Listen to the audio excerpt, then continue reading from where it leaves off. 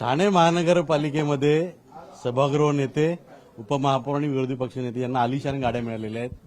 सभागृह नेते हनुमंत जगदळे साहेब, ठाण्यातले cement road जे आहेत त्याच्या लगतचे सर्व्हिस रोड जे आहेत तिथं खड्डे पडलेत. दिवा, मुंब्रा, कळवा चाळण झालेली आहे. विकास जवळपास 400 कोटीपेक्षा जास्त कर्ज ठाणे महानगरपालिकेवरती आहे. विकास कामांसाठी नगरसेवकांना पुरेसा निधी मिळत नाही कारण कर्ज आहे. हे सर्व असताना 12 लाखाची लिमिट असताना 15 ते 16 लाखांच्या गाड्या घेण्यात आलेल्या आहेत. काय सांगाल? हे पहा, ठाणे महापालिकेची आताची परिस्थिती, ठाणे शहराचं वाढतं नागरीकरण आणि आपण आता सांगितलं की ठाणे शहरात विविध ठिकाणी खड्डे पडलेले आहेत. हे सगळं करत असताना लोकप्रतिनिधी म्हणून शहरामध्ये कोणतीही घटना घडली तर त्या ठिकाणी त्वरित पोहोचणं हे लोकप्रतिनिधी पदाधिकारी म्हणून निश्चित प्रकारे आद्य कर्तव्य असतं.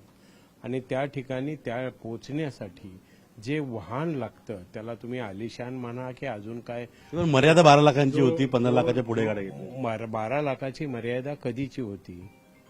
पहिली न होती. आता 2025 जीआर जो आहे, त्या वर्षीची 2025 जीआर जो आहे, एक पहा की कोणत्या विषयाची आपण प्रसिद्धी द्यावी की त्या विषयाला महत्व द्यावं, इकडंच मला वाटतं दुर्लक्षित होतंय. ठाणे शहर आहे, ठाणे शहराचं वाढतं नागरीकरण आहे. शहराची भौगोलिक रचना बघितली तर लोकप्रतिनिधी पदाधिकाऱ्यांना ज्या ज्या ठिकाणी घटना घडतात त्यांना त्वरित त्या ठिकाणी वेळी अवेळी पोचावं लागतं. पोचण्यासाठी वाहन एक उपलब्धता आहे. ती वाहन घेण्याबद्दल आमचं काही मत नाहीये, पण जी मर्यादा 12 लाखांची होती ती मर्यादा ओलांडून 15 लाखापर्यंत गाड्या घेतल्या. एक 3 लाखाची मर्यादा ओलांडल्यानंतर किती मोठी मर्यादा. ठाणे शहराचं बजेट जेव्हा आपल्या म्हणण्यानुसार ते 3 लाख जे ओलांडले ते काय गैर नाही. मला एक सांगा, ठाणे शहराचं बजेट किती कोटीचं होतं आणि आता किती कोटीचं आहे? 3 लाख एक्सेस गेलेत ते गैर नाही. नाही, गैर हा शब्द कसा त्यामध्ये येतो मला काय समजत नाही. की प्रत्येक गोष्टीचा दर हा वाढत गेलेला आहे, त्या पद्धतीनं गाड्याचा वाहनांचा दर सुद्धा वाढले. पण शासनाने ठरवून दिलं ना की किती कोणाला त्या शासनाने जे ठरवून दिले त्याला अनुसरूनच आम्ही त्या ठिकाणी काम करतोय. पण त्या ठिकाणी वाहन घेत असताना ते वाहन किमान ताबडतोब त्या दुर्घटना झालेल्या ठिकाणी पोहोचायला पाहिजे. मुख्यमंत्र्यांनी परवाच आवाहन केलं होतं की अशा पद्धतीनं एक्सेस गाड्या घेणं म्हणजे मर्यादेपेक्षा जास्त गाड्या घेणं टाळा. जनतेच्या विकासाकरता किंवा जनते सेवाकरता पैसे लावा. पण ठाणे महानगरपालिकेने आता तुम्हाला तिघांना तर 3 गाड्या घेतलेल्या आहेत एक्सेस 3-3 लाख रुपयाच्या. पण त्याच्या पलीकडे जाऊन आता महापौरांना जे आहे ते हायक्रॉस मॉडेल घेतं, जे बेस मॉडेलच 30-35 लाखाचे आणि त्यांची मर्यादा 20 लाखाची आहे. मला वाटतं या संदर्भात तुम्ही मुंबई महापालिका, नवी मुंबई महापालिका जी ठाणे महापालिकेनंतर झाली त्या ठिकाणची परिस्थिती जर आपण निश्चित प्रकारे बघितली तर आपल्या लक्षात येईल. महापौरांनाच आम्ही मगाशी विचारलं होतं की त्यांना मर्यादा 20 लाखाची असताना गाडी जी आहे ती हायक्रॉस जी आहे ती बघण्यात आली. ठाणे शहराचे महापौर आहेत, प्रथम नागरिक आहेत. आपण उलट त्याचं स्वागत करायला पाहिजे. आपण निश्चित प्रकारे एक्स्ट्रा आलिशान गाडी घेतलेला गैर नाही. मला सांगा, ठाणे शहराच्या प्रथम नागरिक आहेत त्या. नागरिक याच्याबद्दल काही विषयच नाहीये. हा विषय गाडी कोणती घेणं हा विषय मला वाटतं एवढं काय नाही. शासनाचे जे नियम आहेत, गाडी कोणती घेणं हे मर्यादेनुसार शेवटी मुख्यमंत्र्यांना यावर बोलावं लागलं. त्यामुळे विषय किती महत्वाचा येतो. निश्चित प्रकारे शासनाच्या गाईडलाईन कुणीच ओलांडणार नाही. परंतु आताची परिस्थिती, मागची परिस्थिती आणि आताच्या परिस्थितीमध्ये महागाईमध्ये, गाड्यांच्या दरामध्ये, प्रत्येक गोष्टीमध्ये वाढ झालेली आहे. त्या पटीतला आहे, त्या पटीत पण नाही घेतलेली. त्या पटीतला आहे, पण जो जीआर सांगतो की जे शासन निर्णय सांगतात त्यामध्ये 12 लाखांची मर्यादा जी आहे ती सभागृह नेते, विरोधी पक्ष नेते आणि उपमहापौर यांना आहे. आपण तर भाजपचे आहात. मुख्यमंत्र्यांनी आवाहन केले तरी या आलिशान गाड्या. मुख्यमंत्री साहेबांनी जे आवाहन केलं त्याचं आम्ही नक्कीच स्वागत करू. पण गाड्यांची भाव गेल्या 3-4 वर्षांमध्ये 30-40% वाढलेले आहेत. त्याचबरोबर जो जीआर हा जुना आहे आणि त्या 2025 जीआर आहे. आम्ही ते क्रॉस चेक केलं. ठाणे महानगरपालिका अधिकारी असतील, मंत्रालयाचे अधिकारी त्यांच्याकडून क्रॉस चेक करून सांगितलेलं आहे 12 लाखाच्या आत गाड्या येतच नाहीत का? 12 लाखाच्या आत येतच गाडी. ही गाडी त्याच्यामध्येच बसलेली आहे. आम्ही त्या जी गाडीचं मॉडेल आहे महिंद्रा कंपनीला आम्ही महानगरपालिका गाड्या वापरणार आहे म्हटल्यानंतर त्यांच्याकडून डिस्काउंट घेतले. त्याचबरोबर आम्ही जे डिस्ट्रीब्युटर आहे त्याच्याकडून पण डिस्काउंट करून ह्या गाड्या भेटलेल्या आहेत. गाड्या गरजेच्या होत्या.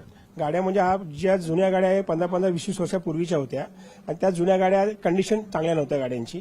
आणि आजच्या घडीला जसं गटनेते बोलले, सभागृह नेते बोललेत की बाबा आम्हाला वेळेत पोहोचणं जाणं, त्या जुन्या गाड्यांची कंडिशन तुम्ही आता जरी बघितली तर तुम्हाला कळेल. त्यामुळे नवीन गाड्या आणणं हे गरजेचंच होतं. कारण प्रत्येक वेळी जेव्हा नवीन महापौर येतो तर नवीन गाडी येत नाही, ती 10-10, 20, 15-15 वर्षानंतर एकदा गाडी काढली जाते. म्हणजे मुख्यमंत्री जे म्हटले की या गाड्यांवरती पैसे खर्च करण्यापेक्षा ते सेवेत लावा. नक्कीच आम्ही त्यांनी जे आवाहन केलं किंवा आदेश दिला त्या आदेश आम्ही नक्कीच पालन करू. पण भविष्यात पण गाड्या ज्या आहेत त्या ऍक्सेस 3 ते 4 लाख रुपये ऍक्सेस रकमेच्या घेतल्या गेल्या जे नियमानुसार त्या ऍक्सेस ते कुठेतरी पण मुख्यमंत्र्यांच्या म्हणण्यालाच बगल दिली झाली ना. मुख्यमंत्र्यांच्या म्हणण्याला बगल नाहीये. आम्ही त्या गाड्या त्या डिस्ट्रीब्युटर आणि कंपनी मॅन्युफॅक्चरर यांच्याकडून डिस्काउंट रेटमध्ये घेतलेल्या, त्यामुळे त्या गाड्या त्या जीआरच्या आतमध्येच आहेत. त्याची आम्ही त्या गाड्या तुम्ही वापरणार परत नाही करणार. घेतलेली वस्तू आता परत कशी करणार. विरोधी पक्षनेते शानू पठाणजी यांचं तर वेगळंच म्हणणं आहे. शानू पठाणजी आलिशान गाडी तुम्हाला मिळालेली आहे. देखिए, जो चीज हमारे नहीं उसे मिलना क्या बोलते. अगर हमारी खुद की होती तो एक बात बोल सकते थे कि आलीशान गाड़ी मिली. वो तो किराएदार है, जाती मकान थोड़ी ना है. आज वहां पे हम बैठे कहीं और बैठे गए. और आपके मुमरा में रस्ता जो है रस्त्याची परिस्थिती जी आहे मुंब्र्यात मुंब्रा नहीं, ठाणे महानगरपालिका मी विरोधी पक्षनेता आहे ना. तुम्ही ठाणेला आपला जो प्रभाग येतो विशेष करून तुम्हाला बोलतो, त्या संपूर्ण मुंबऱ्यामध्ये तर मोठ्या प्रमाणात खड्डे आहेत. पूर्ण ठाण्याला किती जागा खड्डे आहेत आणि पुढे मुंबईला मग त्या खड्ड्यातून जाताना महापौरांना उद्या तुम्ही बघितलं ना ते मग आपल्याला त्या खड्ड्यातून जाताना उपमहापौरांना एखाद्या तुम्हाला जवानची त्रास होऊ नये म्हणून या गाड्या घेतल्या. एखाद्या जवानची मृत्यू झाली बघितला ना. हे विषय गाडीच्या विषय खड्ड्याचा जोडू नका, ते वेगळा विषय. ते महापालिका प्रशासनाला पावसाचा अगोदर करायला पाहिजे होता, त्यांनी केला नाही. त्यांची चूक आहे, लोकांचे जीव जाते. पण गाड्यांची मर्यादा जी आहे ती 12 लाख रुपये जे घेतलीत हे भाडेवर आहे. महापालिकाची गाडी आमची स्वतःची गाडी आहे. हे गाडी तुमची नाहीये, पण जी मर्यादा होती 12 लाखांची ती ओलांडली बरोबर गेली. ना. मी स्पष्ट बोलतो, अगर एखादा जीआर महाराष्ट्र शासनाने काढलेला आहे तो अंमलबजावणी महापालिका करणारच पाहिजे.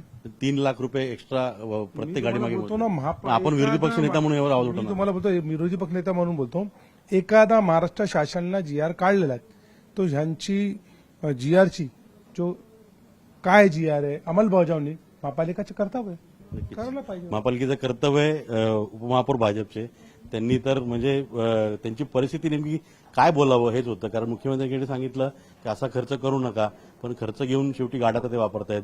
सभागृह नेते यांचं म्हणणं आहे की आम्हाला वेळेवर पोहोचलं पाहिजे.